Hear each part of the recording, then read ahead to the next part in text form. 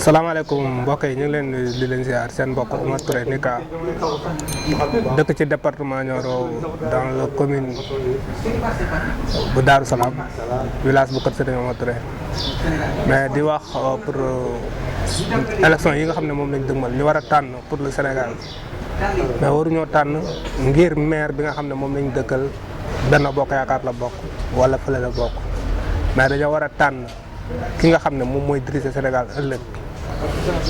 waaw kon du élection maire du élection conseil départemental mais élection présidentielle la kon lu mat a bàyyi xel la ñun ñëpp nag war nañu mobiliser en masse 8h 9h fekk ñëpp ci bureau de vote ñi teel a woote bu ngoonee lii génn ci mbañ gàcce yàlla na doon li gën ci Sénégal waaye nag ñun ñi nga xam ne ñoo dëkkee ci département Nioro jàpp nañ ne ñi jiite ci département Nioro bi bokk nañ ci njiit yi gën a yées surtout yenn ci maire yi du ma wax maire yëpp nag mais lenn ci maire yi parce que ba léegi nii ci département Nioro ngay dugg fekk dëkk yi nga xam ne amuñu courant dëkk yi nga xam ne amuñu yoon dëkk yi nga xam ne mën nañ ne chaque année di nga am ko nga xam ne dafa doon am doom faatu bu gis benn ministre bu nga xam ne dafa dëkk ci département bi di dalal ay nit di leen jox ay millions jox ay groupement ay millions yu nga xam ne maanaam da ngay jënd nit ñi pour ñu wooteel la au lieu que nga xool priorité yi nga xam ne ñoo nekk ci département bi priorité yi nekk ci département bi du jël ay nit di leen jox ay weccet ay 100000 ay 200000 ay 300000 fekk 100 personnes nga boole leen benn 400000 loolu du priorité parce que lii priorité bi mooy nga fekk jafe-jafe askan wi dëkk yi amul yoon nga fexe bañ am yoon dëkk yi amul ndox nga fexe bañ am ndox tey ji Macky Sall mu ngi nii bi mu ñëwee signé contrat yi nga xam ne moom la signé ak OFOR tey ji problème ndox partout si Saloum dafa am Saloum amul dëkk booy dugg amul problème ndox ñenn ñi dañ naan ma non dëkk yëpp am nañu robinet am robinet taxul la am ndox parce que am robinet ba pare yow balaa ngaa root xaaju guddi jot wala mën nga toog 3 jours doo am ndox wala benn boo naanee it buñ la indilee facture nga mere sa bopp doo ko mën a fay indil la ay facture 15000 30000 francs xoolal baykat bu toll si digg nawet nga indil ko facture 15000 francs ah tey jii nii mënuñu bay noor ak nawet ndax ndox mu seer te baykat amul lu dul mbayam kon ñi ngi woo ñëpp mboolem 15 communes département Nioro ñu mobiliser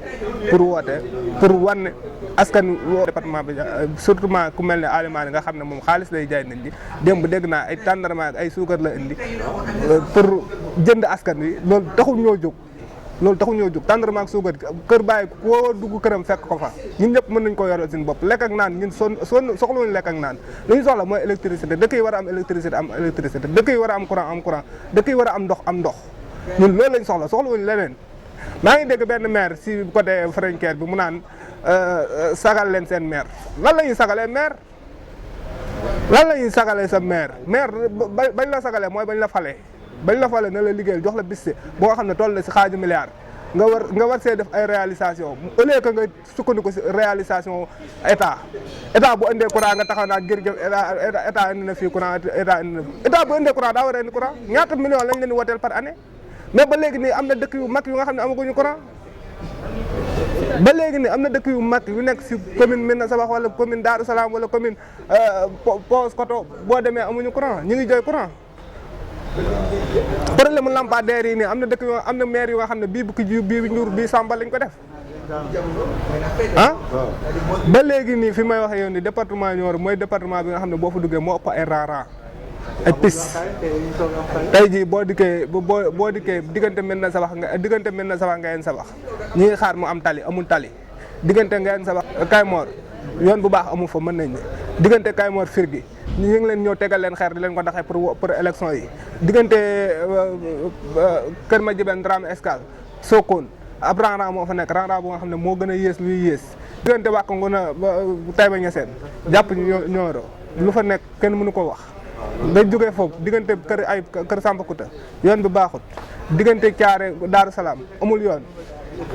y a beaucoup de problèmes yi nga xam ne mu ngi si département bi ñun bu ñu waxee rek bu élection jotee rek ñu ñëw naan di ñu jaay ay weccet fekk 100 personnes yu taxaw nga boole leen 100000 francs ku nekk bu ñu séddoo ku nekk 1000 francs lay am loolu mooy développement ndax loolu mooy développement